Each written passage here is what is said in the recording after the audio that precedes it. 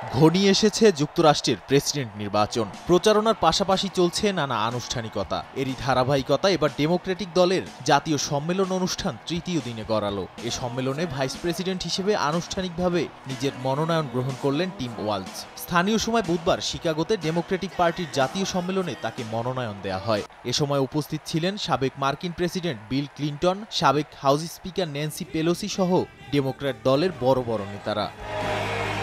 এদিন সম্মেলনের মঞ্চে দেওয়া ভাষণে বয়স নিয়ে রিপাবলিকান প্রার্থী ডোনাল্ড ট্রাম্পকে খোঁচা দেন বিল ক্লিন্টন।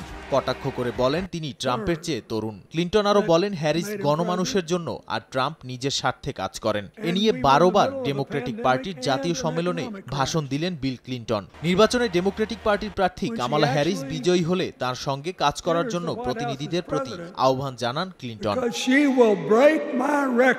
ডেমোক্রেটিক দলের প্রভাবশালী নেতাদের একজন পেলোসি। তিনি মার্কিন কংগ্রেসের নিম্নকক্ষ প্রতিনিধি পরিষদের প্রথম নারী স্পিকার ছিলেন। জো বাইডেন কামালা হ্যারিস প্রশাসনকে আধুনিক সময়ে সবচেয়ে সফল প্রশাসনের একটি বলে বক্তব্য শুরু করেন পেলোসি। তিনি বলেন ভাইস প্রেসিডেন্ট হ্যারিস সবাইকে নতুন উচ্চতায় নিয়ে যেতে প্রস্তুত।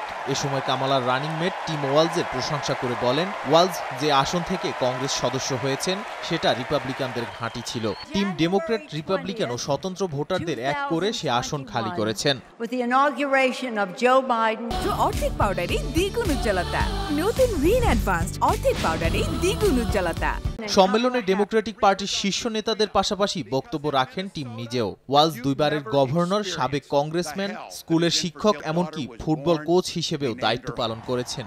সম্মেলনে নেতাদের সঙ্গে উপস্থিত ছিলেন সাংস্কৃতিক অঙ্গনের তারকারাও। এদিকে রিপাবলিকান প্রার্থী ডোনাল্ড ট্রাম্প গুলিবিদ্ধ হওয়ার পর প্রথমবারের মতো খোলা আকাশের নিচে নির্বাচনী প্রচারণা করেছেন। স্থানীয় সময় বুধবার নর্থ ক্যারোলাইনা অঙ্গরাজ্যে বুলেট প্রুফ কাঁচের মধ্য থেকে তিনি বক্তব্য দেন। নাদিম মারজান, সময় সংবাদ।